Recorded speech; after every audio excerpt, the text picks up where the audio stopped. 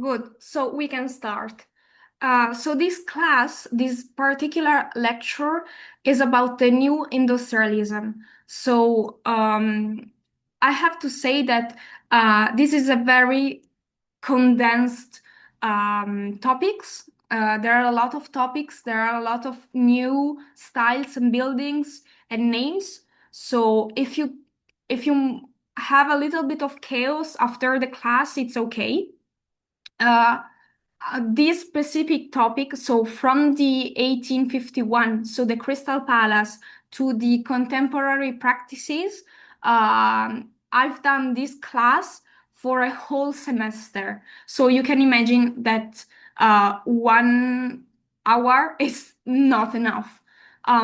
This class is taken in the second semester of the second year.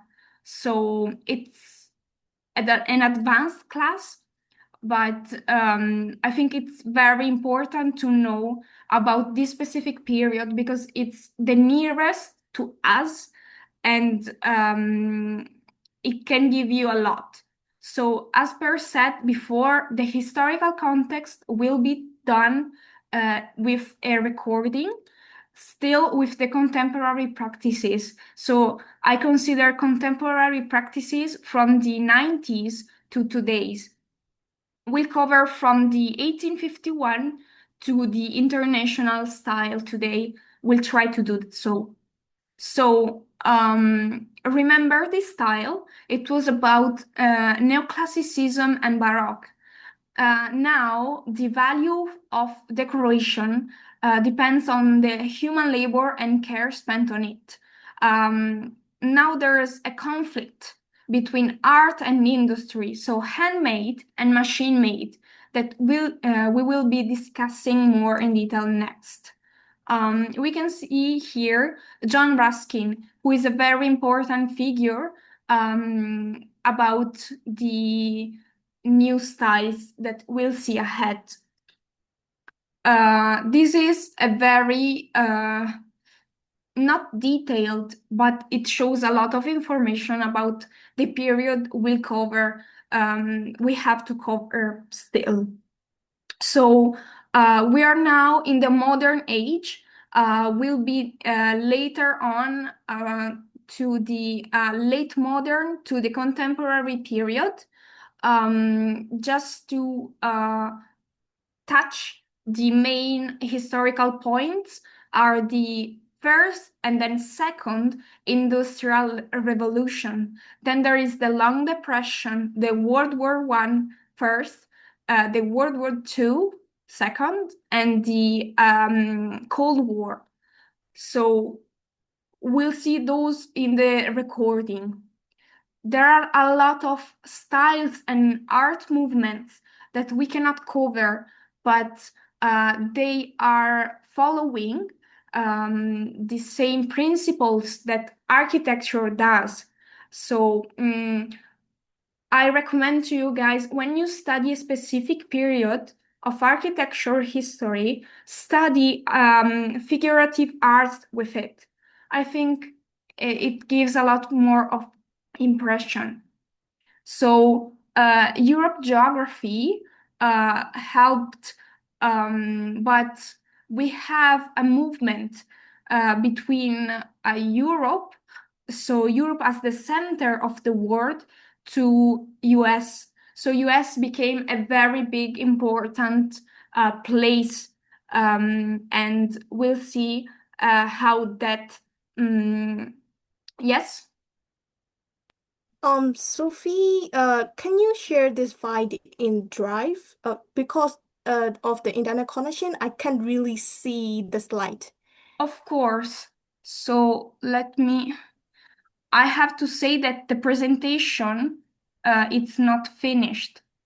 Oh, But yeah. uh, Yeah, but but yeah, I I can't really see any no, no, slide. no, So, of course. The others can see. Uh, the Oh, slide doesn't no, move we at all. can just see there the cover slide only. Oh no. That's too bad. Let me. Okay. Sorry, guys, I saw that even last time, I think we had this problem. So now you can see.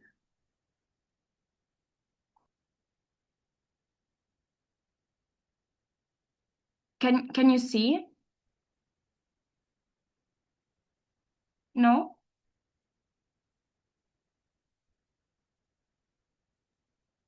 For me, it's still loading here. Now? Yes. Okay, good, good. So, yeah, we were talking about the geography. We have two main centers, US and then Europe, that it's becoming, it's entering its period of decay. So, with the rise of capitalism in the 19th century, I think you still see the past slide. That's not gonna work. Yeah, it doesn't. Why it doesn't work? Okay, it should work now. Okay.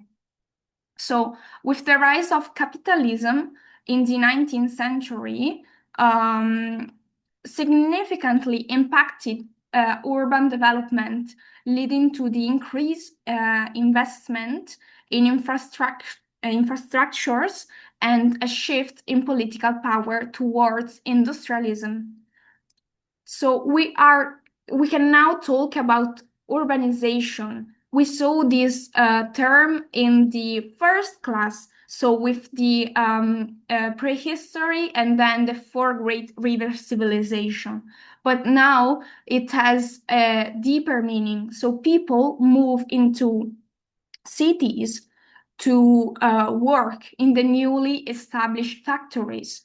And the industrialization continues throughout the whole 19th century. As we can see here, there is a graph about the increasing of urban population. And as we saw before, the cities are becoming bigger and bigger, and urbanism is becoming a new discipline.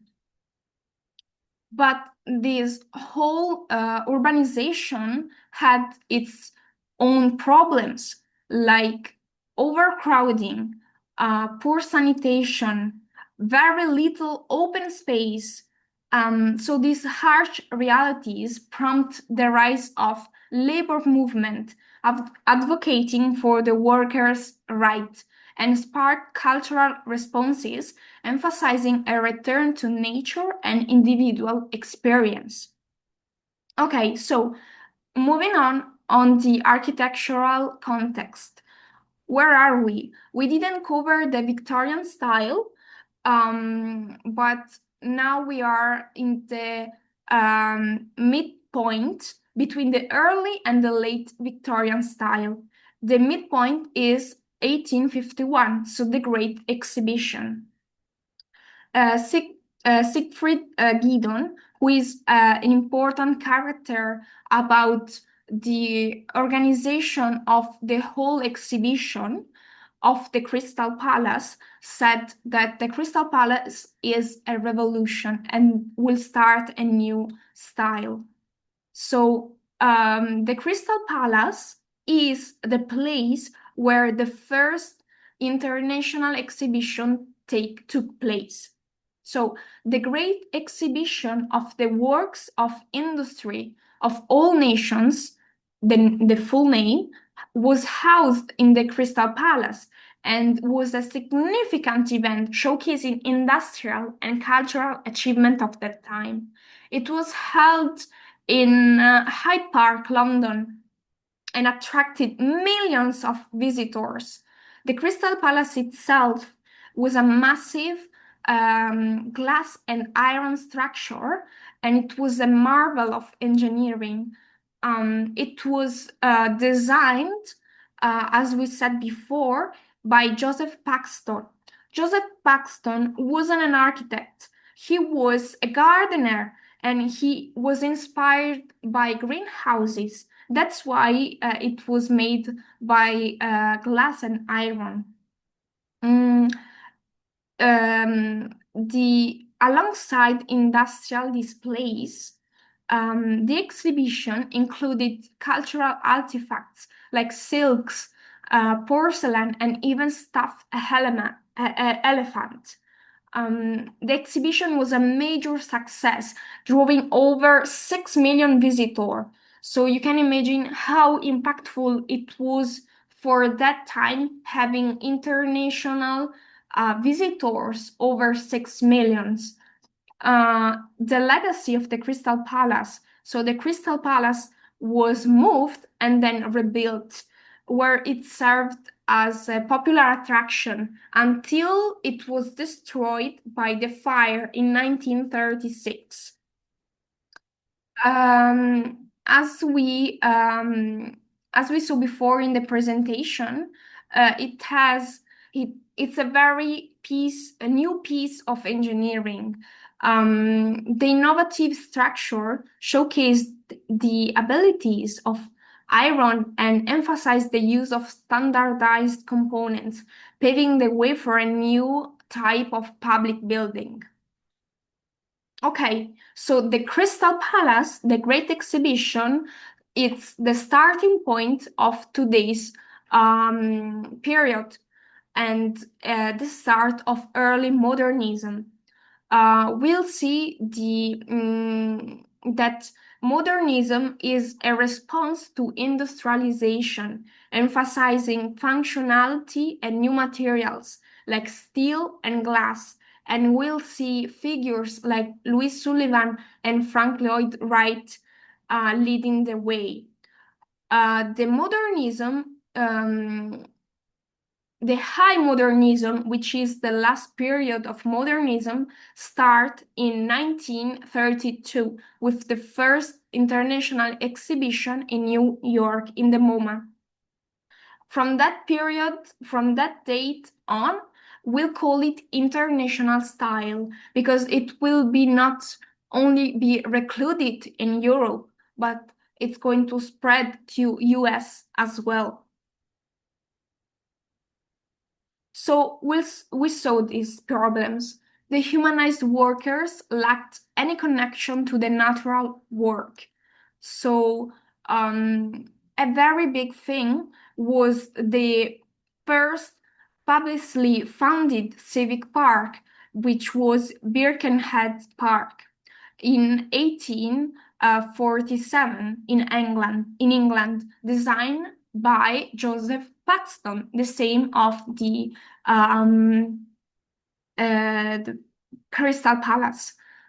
Its innovative design features picturesque landscape, winding paths, and ornamental lakes, emphasizing the importance of public access to nature and recreation in urban environments. This is a very important piece of history. There are artists that represented the public parks because it was the first time that the population had not just the aristocracy had some time to spend outside and just not to work.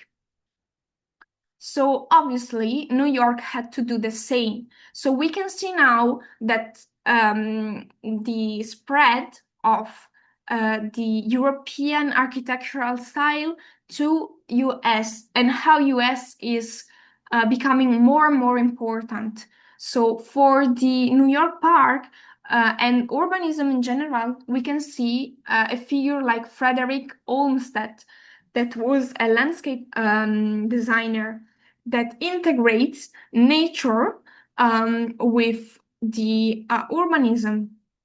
In response to rapid urban growth, architects emphasizes parks and comprehensive cities to enhance public well-being and preserve natural landscape.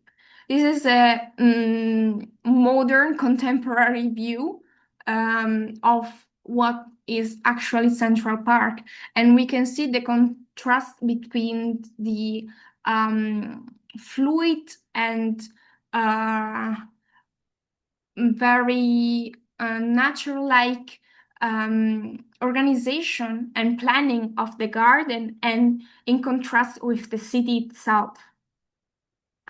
Talking about cities, we have to talk about urban planning. We left ourselves in last class with urban planning of Paris and Milan. We are now retalking about Paris. So Baron Haussmann was a key figure in the development of modern urbanism in Paris during the mid-19th century. Tasked by Emperor Napoleon III, he implemented a comprehensive plan that transformed the city layout, featuring wide boulevard and improved sanitation. So Haussmann's vision aimed to enhance public health, facilitate traffic flow, and create grand public spaces, reshaping Paris. So his works also is considering underground streets and, as we said before, public health. So we have the water channel that connects all Paris. So talking about urban planning, we have new ideas, and this is important. The free magnet city appears with a few characters. So even thought it was a new thinking of urban planning that was conceived through reason. It was it didn't it didn't consider enough density, and it limits economic development, but also has good and positive aspects.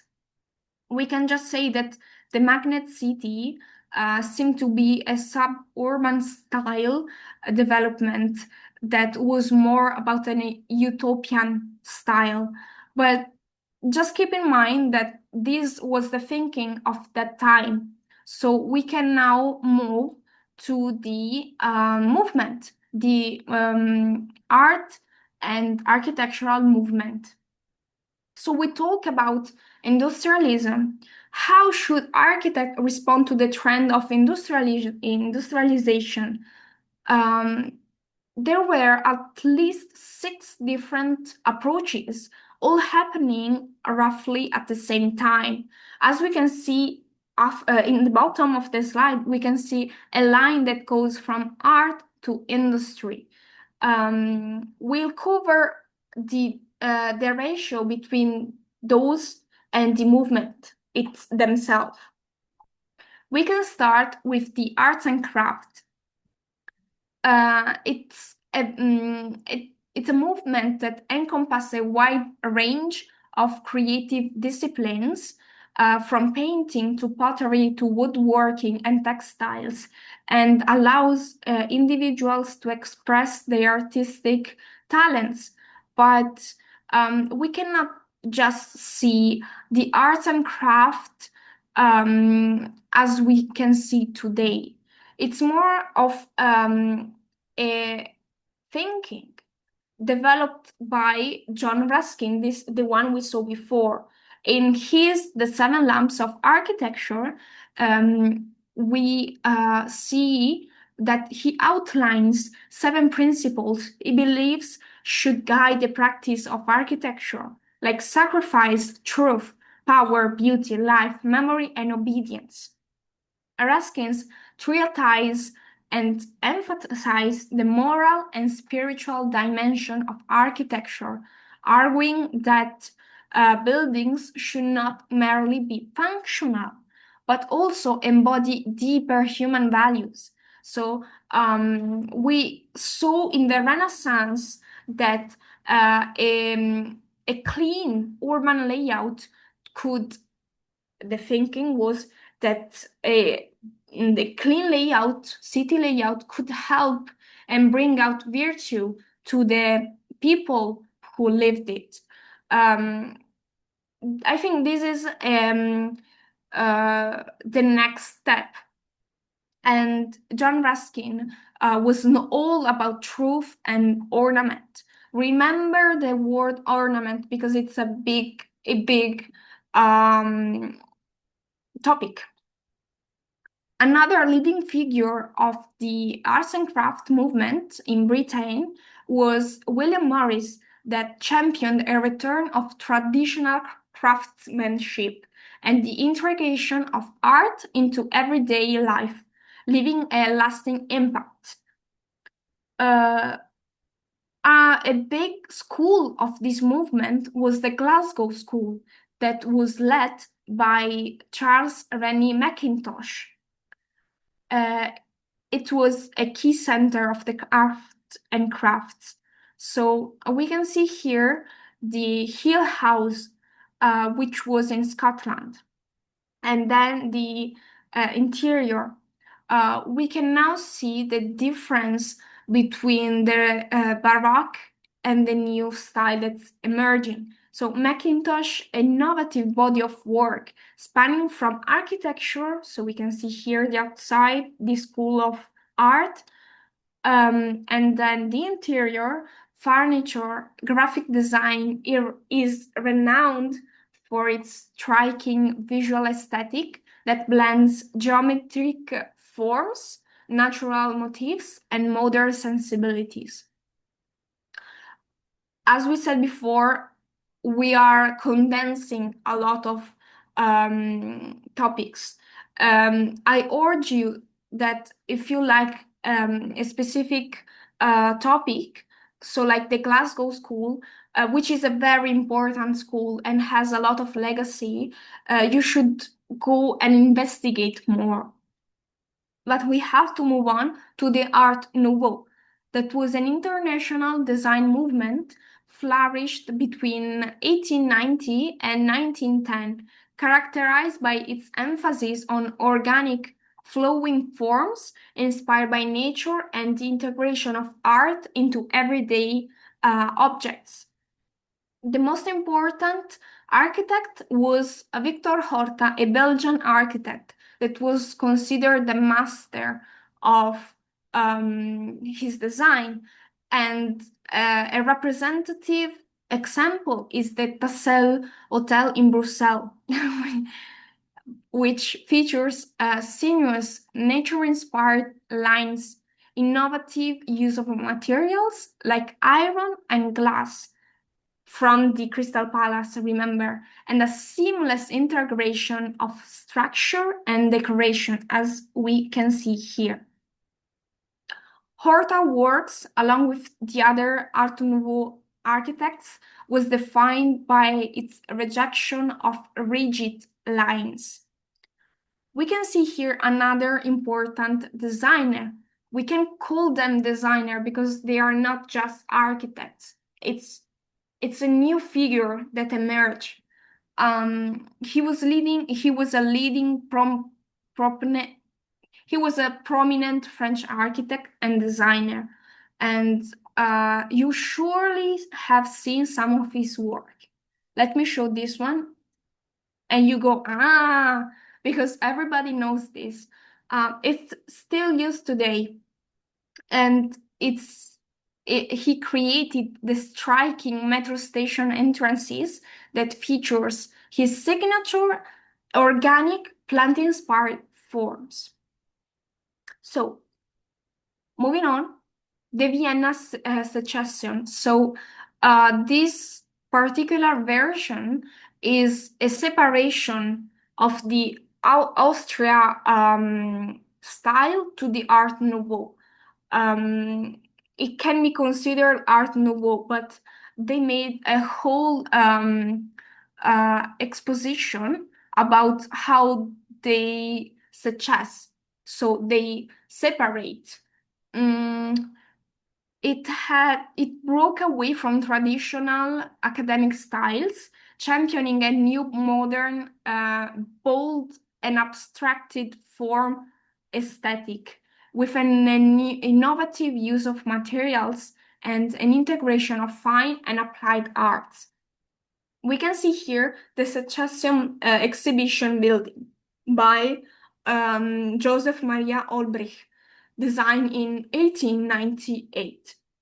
And it exemplified the movement embrace of a modernist, minimalist aesthetic that rejected excessive ornamentation.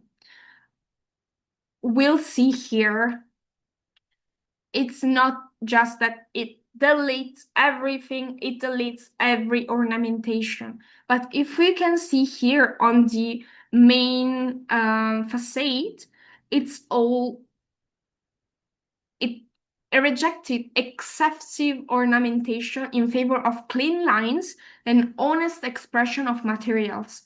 The honest expression of materials is a whole point of the Ruskin Seven Lamps of Architecture, which is about truth. So the rejection of ornament was a crime and was famously articulated by the architect Adolf Loos in his influential 1908 essay Ornament and Crime, which argued that the complete abandonment of unnecessary decoration was a sign of cultural progress and social responsibility. Why? Why ornament is considered immoral? As we saw before, every style, every architectural movement had its own characteristics and these characteristics changed from time to time. So if we base our architecture just on the external ornamentation, it's going to be outdated too soon. So Adolf Loos says that it's a social responsibility because he wanted to make an architecture that lasts longer, even for the future generation. And giving away ornamentation is a way to make the building live more. So we have a changing point.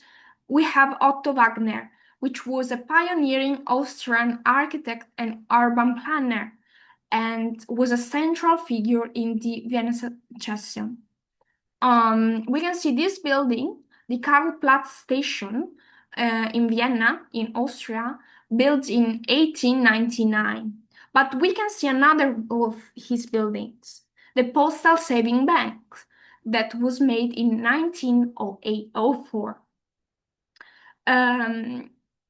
He transitioned towards a more functionalist approach.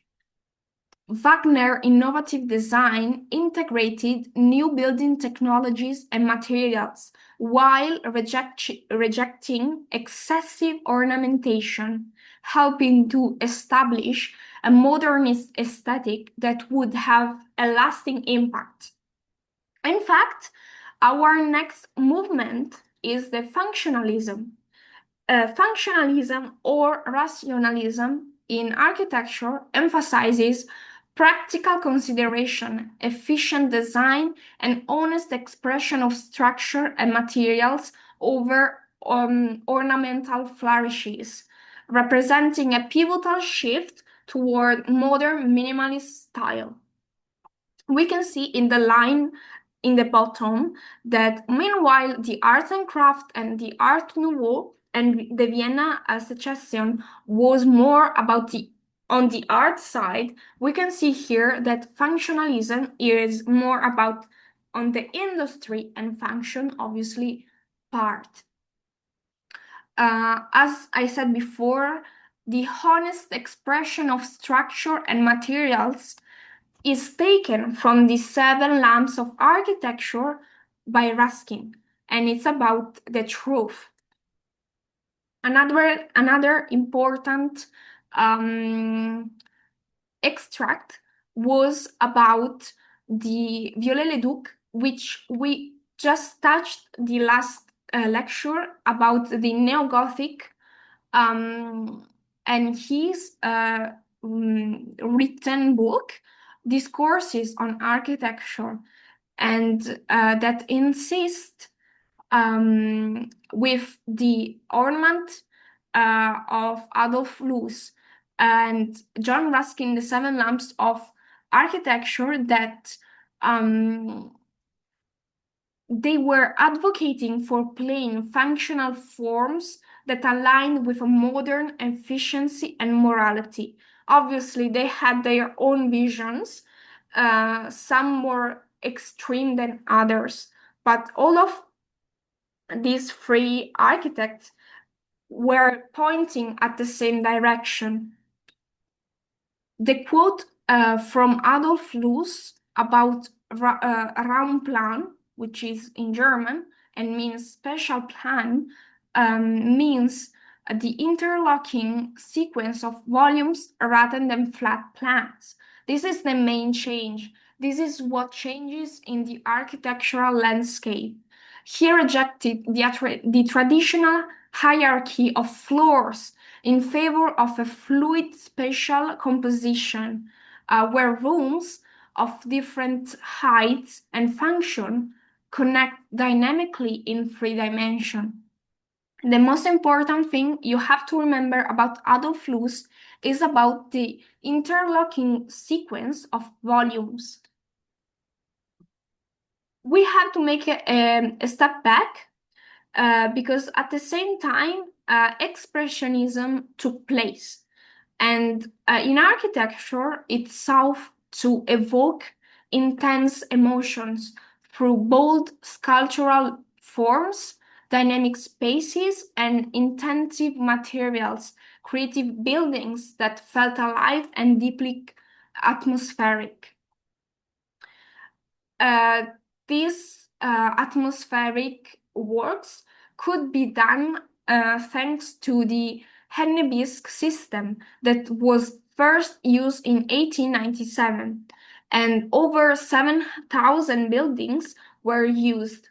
It's a technical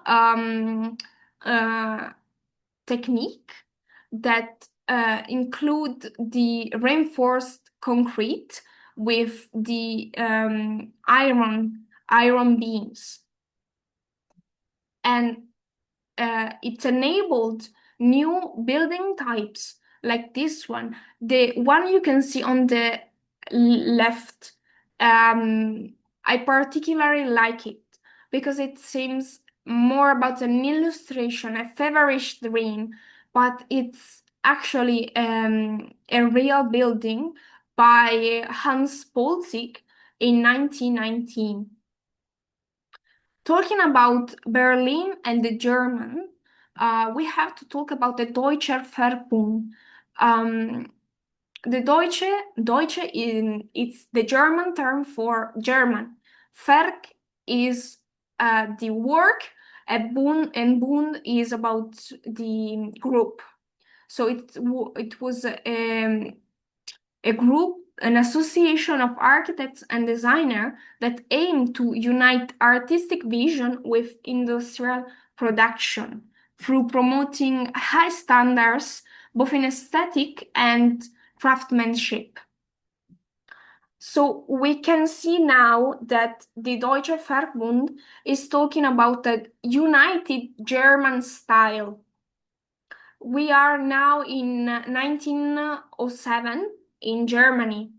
What will happen in 1914? World War First, and then since it was not enough, still remember the United Germany. Later on, about 1933, Hitler will be becoming first minister of Germany, and then you know what happens then. But let's keep on the Deutsche Farbund. The two main characters of this period were Muthesius on the left and Behrens on the right. Muthesius sought to elevate German art, architecture, and aesthetic to the level of England, France, and other world powers, because Germany wasn't on those levels. The main forces of Europe were England with all its maritime power, and then France with its colonial power and all the little colonies. So together, Muthesius and Behrens sought to create a unified German style. We can see here, at the time, the factory was seen as the most important building type, embodying the cultural zeitgeist. So Zeit means time, age. Geist means spirit. So the cultural zeitgeist was the spirit of age, and it was a philosophical topic. So Peter Behrens, AEG, AEG in German, turbine factory fused abstract classical proportion with a clear exposed structural frame, like the Crystal Palace. We can see here that Behrens had some legacy. And what's a legacy? We are talking about Gropius, Mies van der Rohe, and Le Corbusier. Le Corbusier, I know that you already know. I don't know about the others. But they are very important. We are going to cover them. At the same time, what does it happen in US? We are seeing the first curtain wall building, often credited as the Harley Dye building in San Francisco built in 1918, which features the first glass curtain wall facade. Big things, big words that express the typical wall facade you can see here. This is the first building. Then we have another one. We have the first steel frame building, and it's considered to be the home insurance building in Chicago, regarded as the first true skyscraper due to its load-bearing metal frame. The load-bearing metal frame is an architectural technique. I'm not going to explain it to you guys. You have to keep this curiosity so you can find the answer in your university years. But remember that this is the first one, and it's considered to be the first skyscraper.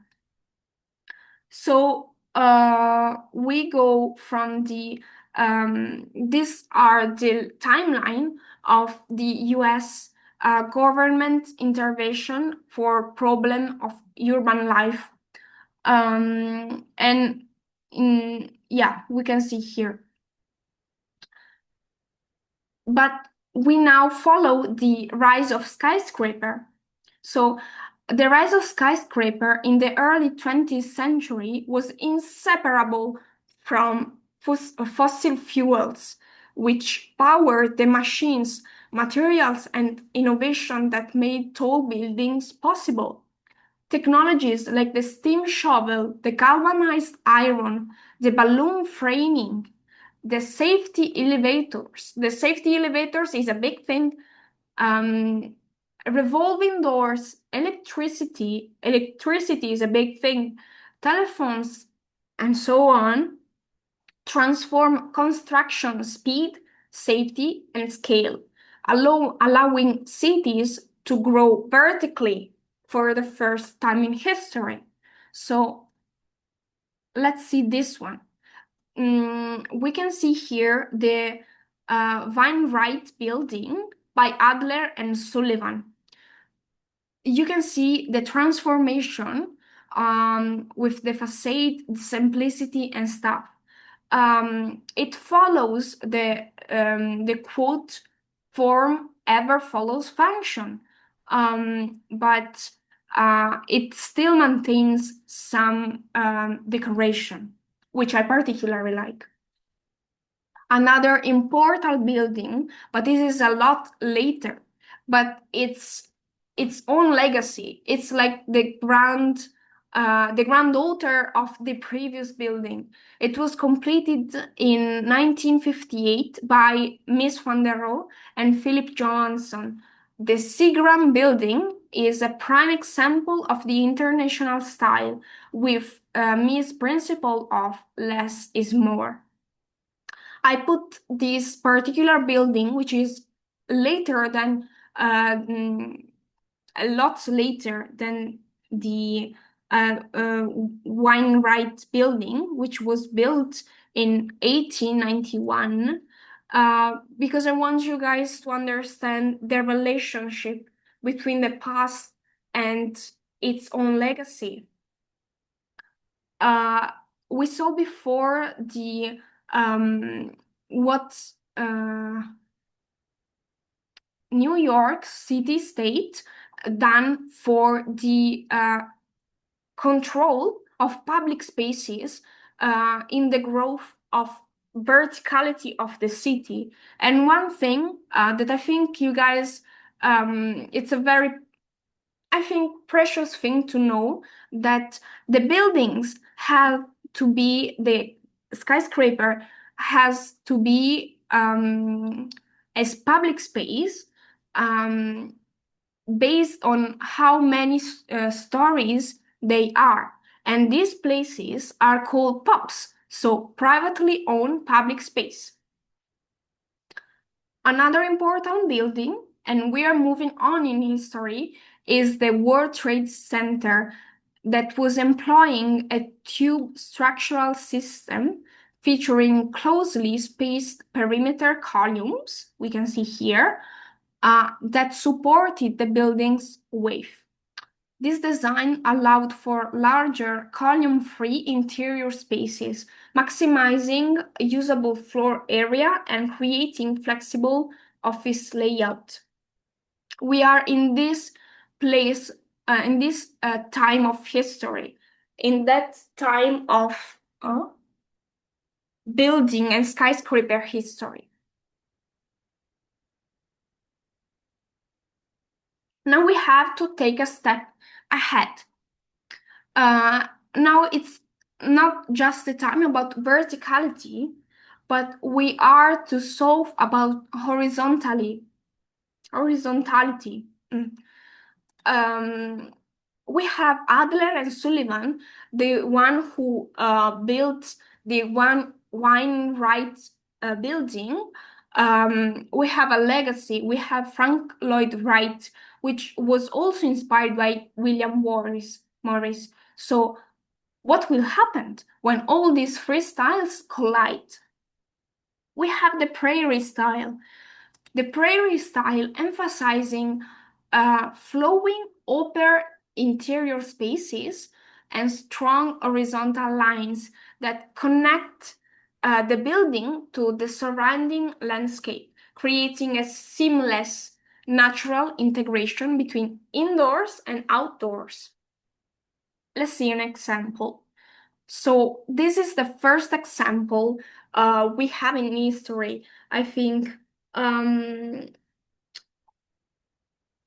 this one is the home studio by Frank Lloyd Wright, and we can see the interior.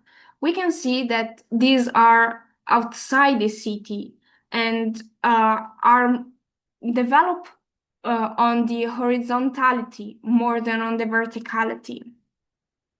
This is the Red House by William Morris and Philip Webb. And then we can see the home studio by Frank Lloyd Wright.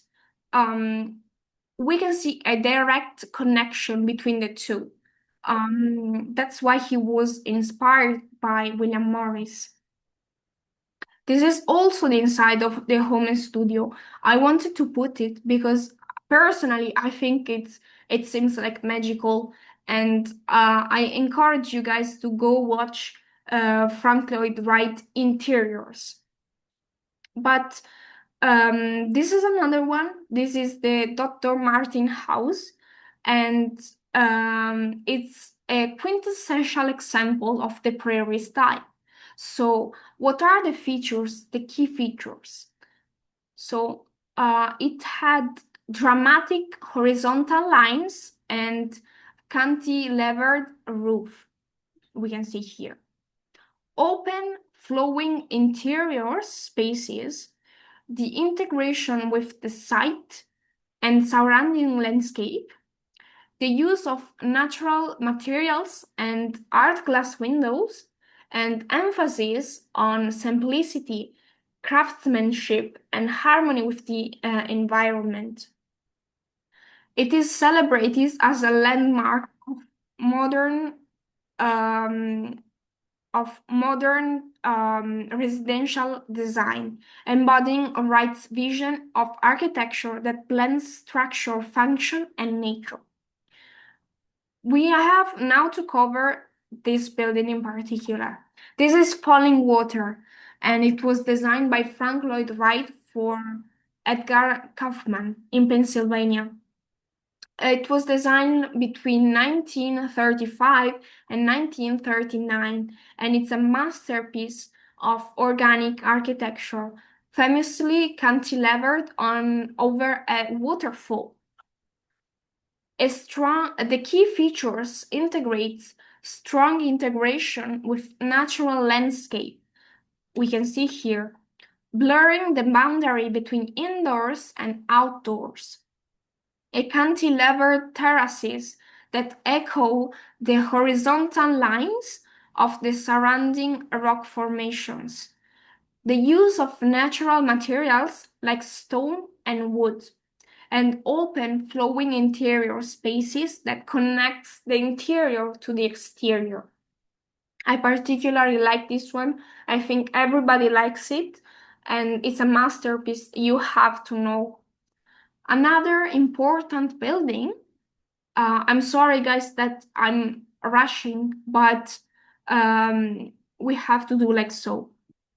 Another building is the Johnson Wax headquarters in Wisconsin's still of Frank Lloyd Wright. It features an open plan office with dendriform, which actually means tree-like columns that supports the roof and creates a sense of spaciousness.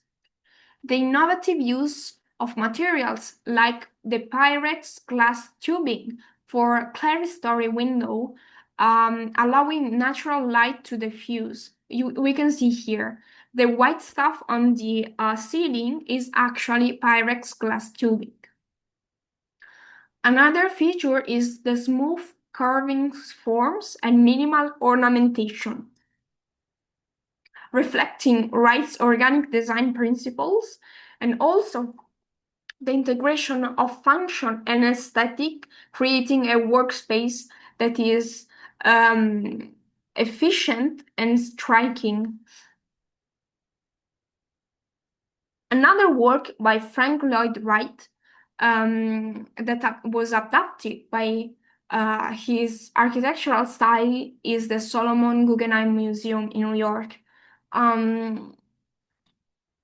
We can see that Frank Lloyd Wright continually adapted his architectural style to respond to evolving social, cultural, and economic conditions throughout his long career.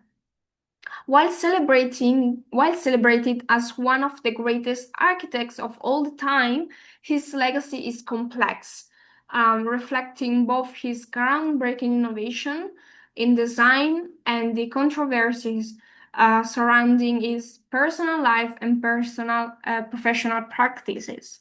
Why am I saying this? Because Frank Lloyd Wright is known for actually making fun of his commitment, we can say. It is said that for the Falling Water, he had 2 months to prepare a plan, but he didn't. And one day, unexpectedly, his employer, we can say, said to be coming to see the plan, And in 2 hours, Frank Lloyd Wright done the falling water plan. But you can imagine how it how it was like working with him. Anyway, he still is celebrated as one of the greatest. Good. So I wanted to make this dissertation on US skyscraper because it made sense. But we don't have to forget where we are coming from. So modernism. So modernism in Europe emphasizes clean lines, open spaces, and functional design, using new materials like steel and glass, creating buildings that felt light, efficient, and connected to the needs of modern life. This is a digression on what does it mean to be modern. Anyway, moving on the neoplasticism, which is a movement between 1917 and 1930s, which was a part of a broader still art movement emphasizing abstract geometric forms and primary colors. So I want to use this example, which is the Schroeder House by Gerrit Rietveld. So the key features are use of rectilinear forms and flat planes. We can see in Kofelobe by Theo van Doesburg, open flexible interior spaces, emphasize on horizontal and vertical lines, which was inspired by Pierre Mondrian, the drawing and the painting on the right. A very limited color palette, which included red, blue, yellow, black, and white. And also a total introduction and integration between furniture and interior design, taking place from the Gesamtwerk art, which is a total work of art that we'll see later. So this is the Schroeder House by Gerrit Rietveld. We are not in Germany, if you're wondering. We are up north in Belgium. So the Schroeder House, we can see the interior in the smaller top right image. It's a fluid, organic between furniture and interior. The steel architecture saw harmony and abstraction, reducing buildings to their essential forms, creating a visually balanced, functional environment. Remember Behrens? Good. So we have to talk about his legacy, which will start by Walter Gropius. Walter Gropius built as one of his first buildings the Fagus factory, together with Adolf Meyer between 1911 and 1913. And it's a landmark of modern industrial architecture. In that period, the architects, to be innovative and modern, they had to design factories because that was the trend, that was the future. It has a steel frame structure with extensive glass facade that maximize natural light and transparency, while its clean, functional design reflects a harmony of efficiency and aesthetic. The factory is actually a precursor to the Bauhaus movement, and it's recognized as a UNESCO World Heritage Site. So we cited Bauhaus. Let's talk about Bauhaus. So the Bauhaus emerged in response to the growing dominance of industrial production, recognizes that enterprises based and solely on traditional craftsmanship and could no longer compete with mass functioning. So the philosophy emphasized that all the visual arts should contribute to the total work of art, so Gesamtkunstwerk. Okay. Where architects, painters, and sculptors collaborate to create a building.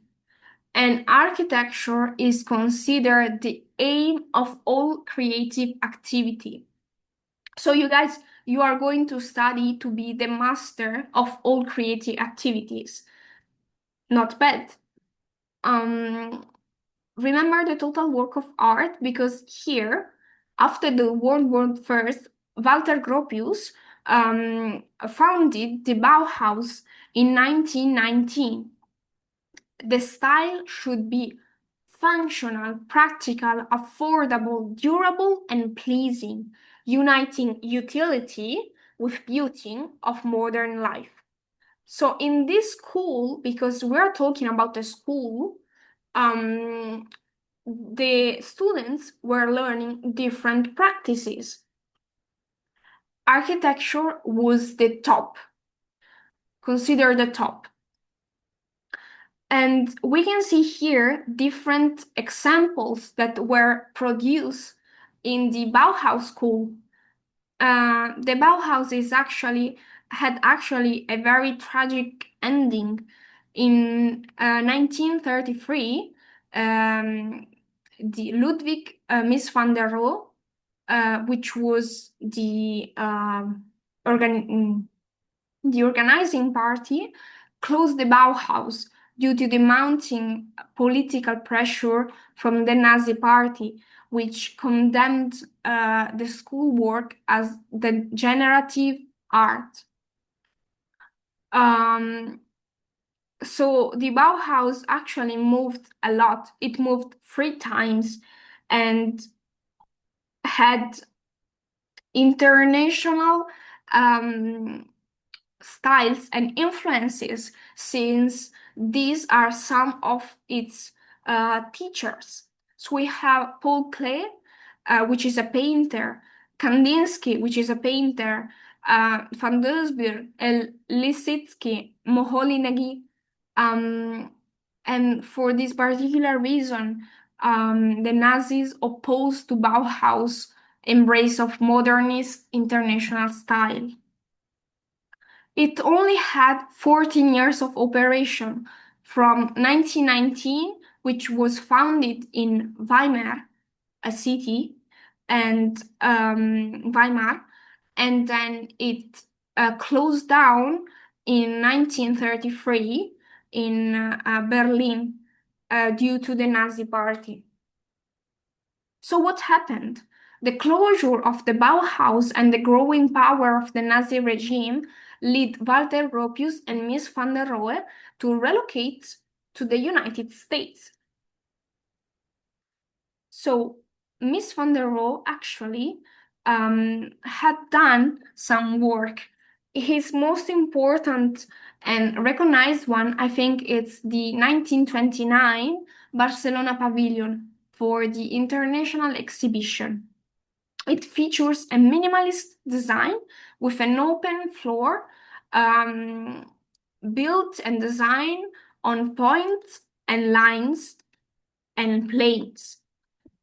It had an open floor plan, flowing spacings, and a strong harmony with its surroundings. Luxurious materials like onyx, marble, and chrome combined create elegance and simplicity.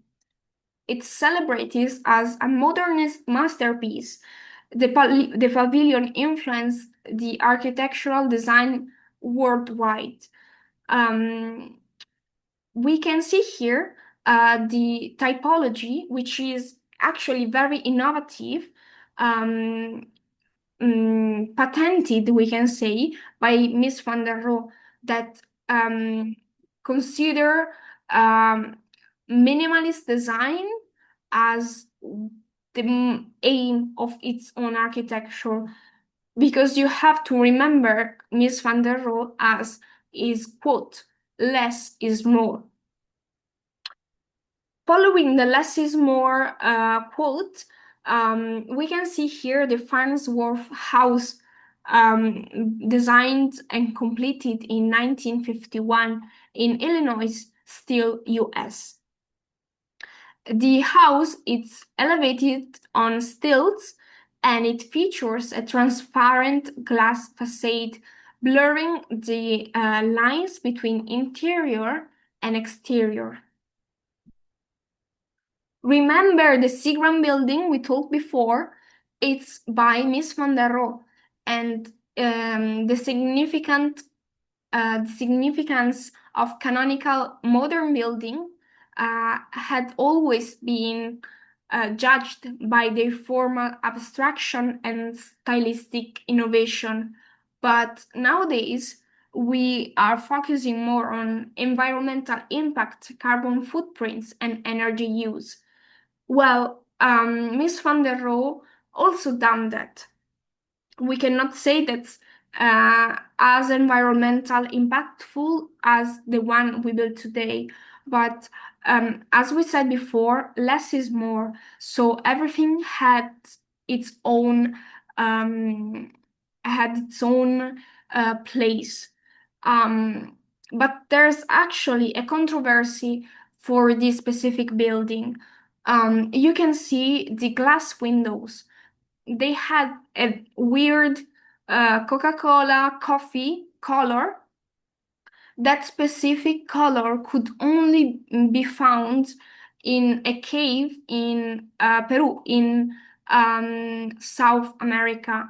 And to to build this building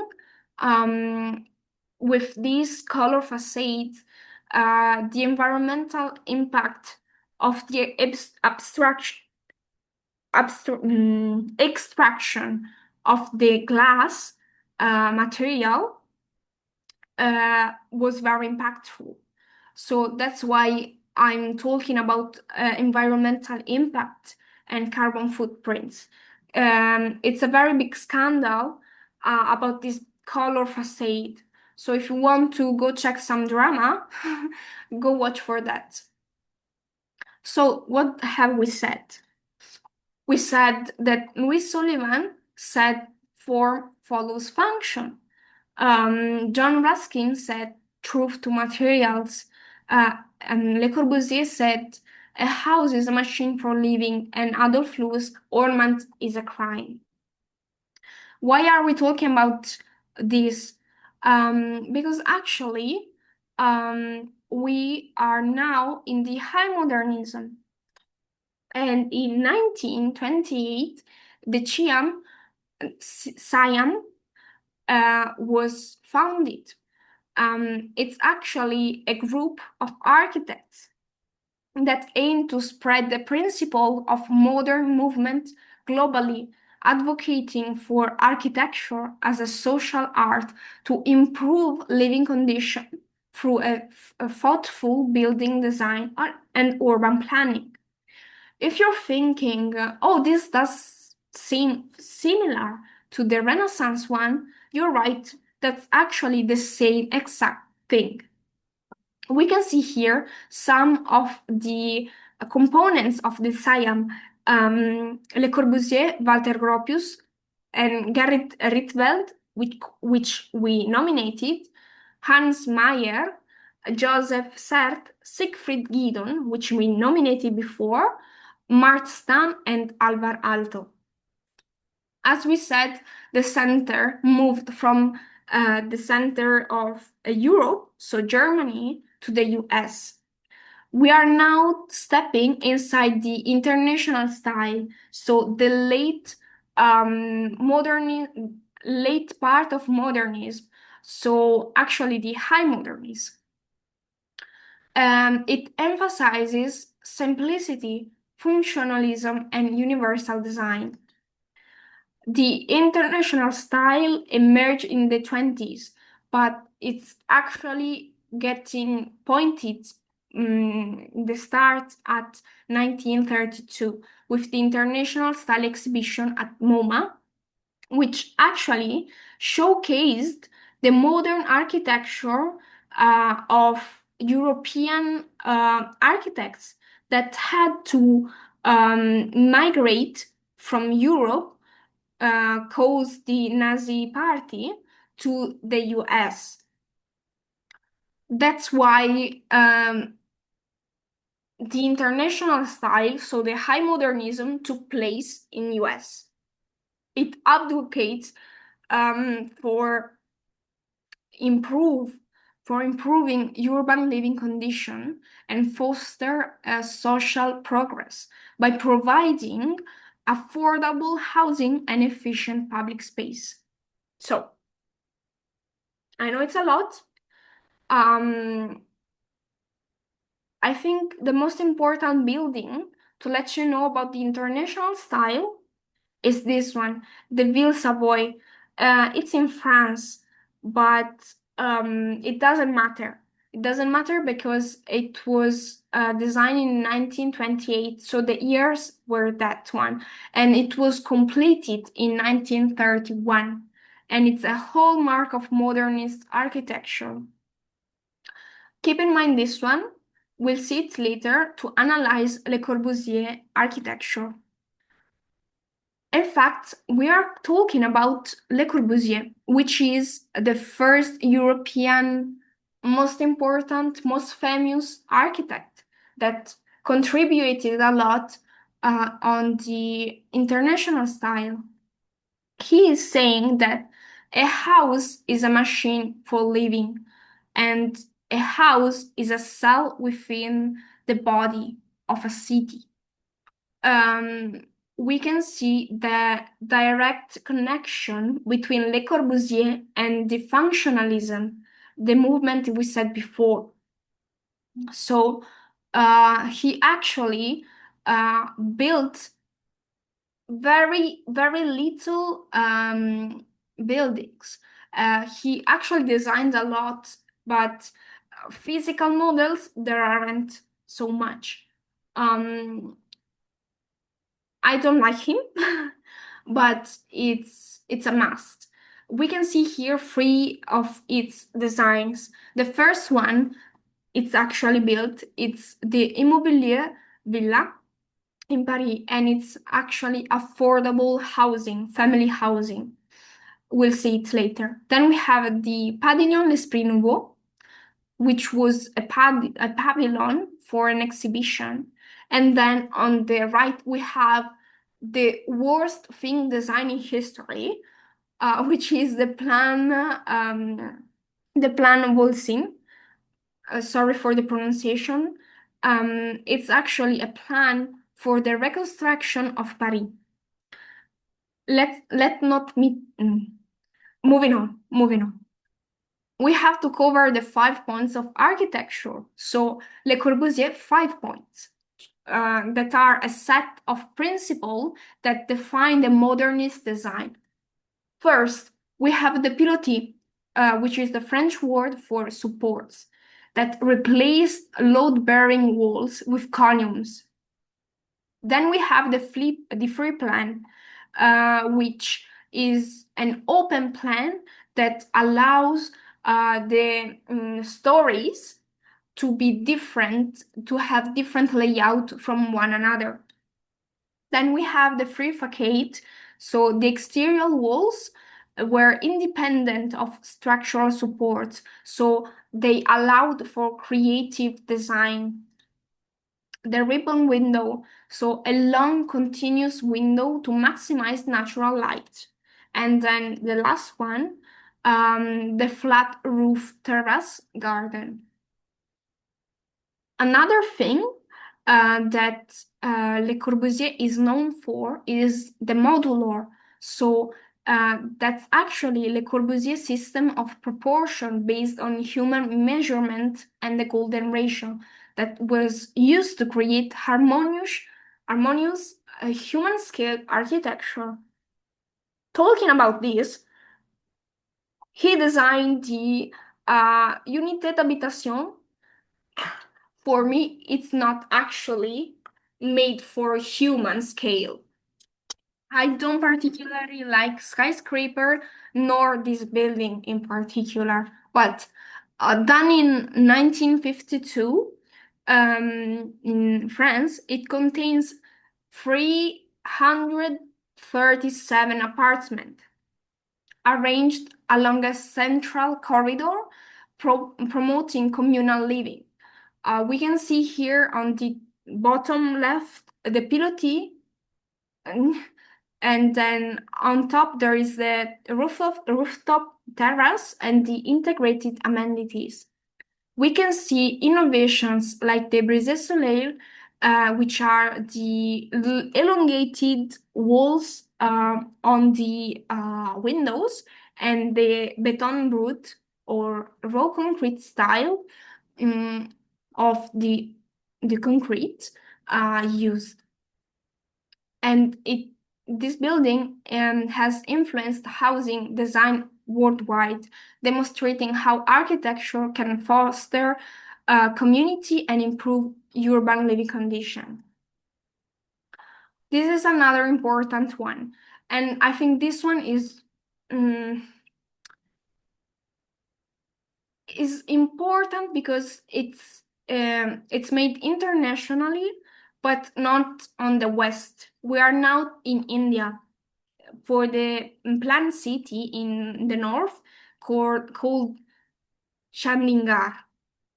It features a modernist urban planning, a brutalist use of architecture, concrete, an emphasis on climate responsive design, sun shading, cross ventilation, and open spaces, the integration of green spaces and civic amenities. I think it's actually a flop. This is my favorite building, but will not cover it. The main criticism of Le Corbusier is that he was very arrogant with totalitarian views. The scale, it's not actually the one for the human, but the one for machines. And he was an elitist and a top-down, and had an approach to city planning not made for the people, but for the elite. There's actually a very important and interesting movement, which is the critical regionalism, which is extracted by Kenneth Frampton, and we will not cover it today, the Eastern one, but some of the most important approaches. Just know that this is a big thing. We'll see what it means. It's actually as it said, the title, the critical adaptation of international style, depending on what region of the world, based on culture, civilization, and all the 6 bullet points we see on the slide. We can see here that the phenomenon of universalization it actually had different approaches. So I said to you before that we'll cover this architect. I'm going to be very, it's embarrassing, but very fast. So Alvar Aalto legacy lies in creating modern, functional spaces that feel warm, human, and integrated with their surrounding.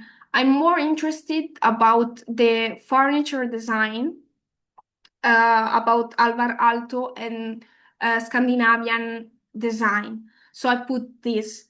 Moving on, still on the north, we have Eero Saarinen.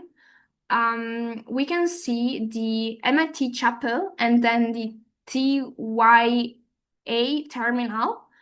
Saarinen legacy lies in pushing modernism beyond strict functionalism, creating architecture that is both functional and visually inspiring. We are now talking about my favorite ever architect. You may remember him by the first slide ever of the first PowerPoint I did, so my presentation, or wait, this one. you may recognize this one. The key aspects of Riccardo Bofill are the use of geometric forms and large-scale modular structures, blending classical references with contemporary materials, creating dramatic and sculptural urban spaces. Bofill's legacy is transforming industrial and residential architecture into striking, visionary urban environments. These two, you may recognize it because I think it was in Blade Runner, could be. We are moving in Italy by Aldo Rossi, which was a rationalist and minimalist modernist. Key aspects are emphasis of memory. This is a cemetery. History, typology, use of simple geometric forms and clear structural logic, and urban context. Another Italian one, which is very important, it's actually Giuseppe Terragni. We can see here the Casa del Fascio, which is about fascism. Terragni's legacy lies in pioneering modern Italian architecture, combining rationalist principles with expressive monumental forms.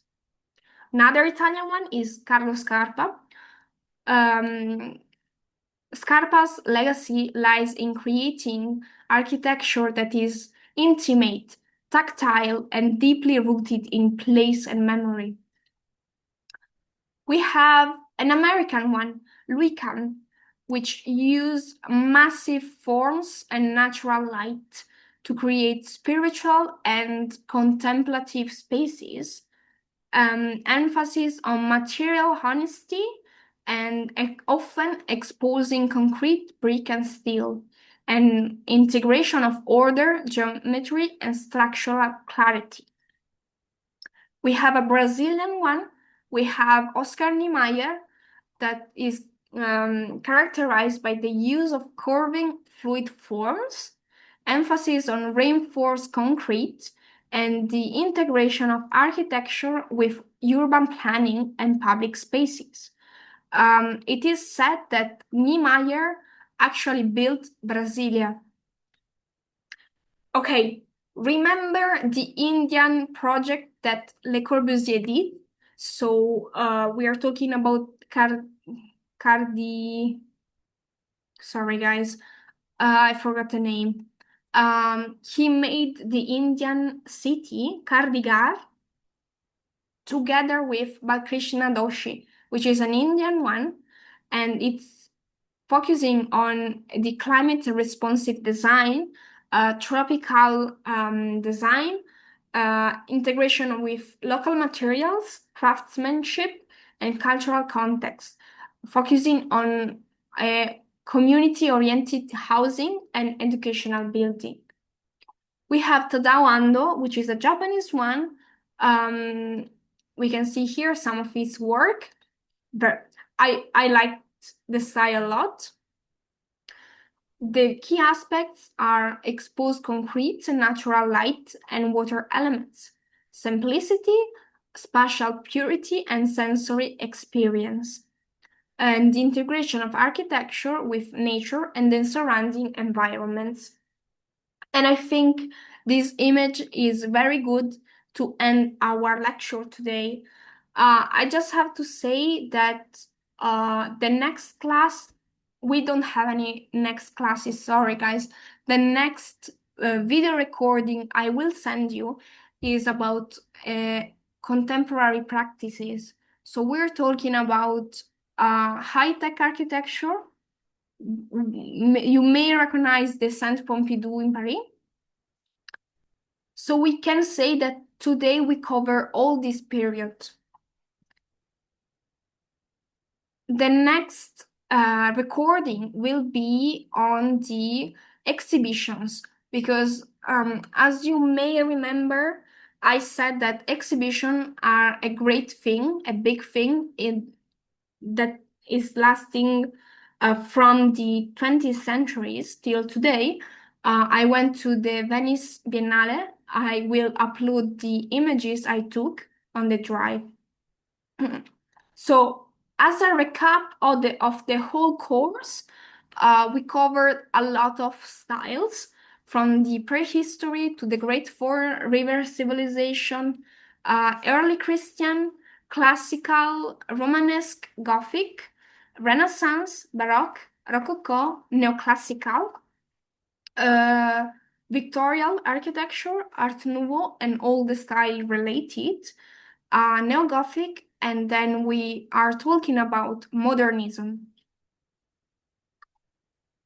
So, as I said before, the recording I will send you are about the historical context of this class and the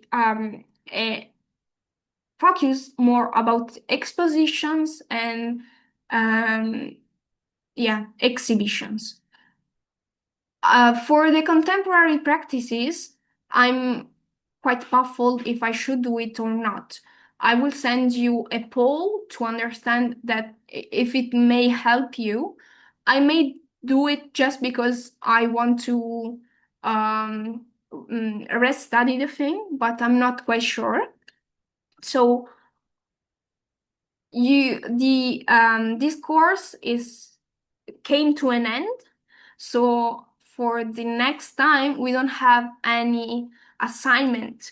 Your next step is actually uni. So it's not finished in the sense that we'll heard about each other, but I hope you guys had a great time, and I hope this is just the beginning of great times. I actually got a lot fun. It was a lot fun for me, and I'm sorry if I talk too much. Yeah, so this is it. Thank you so much. I hope you guys the best. Bye bye. Thank you. Thank you, Sophie.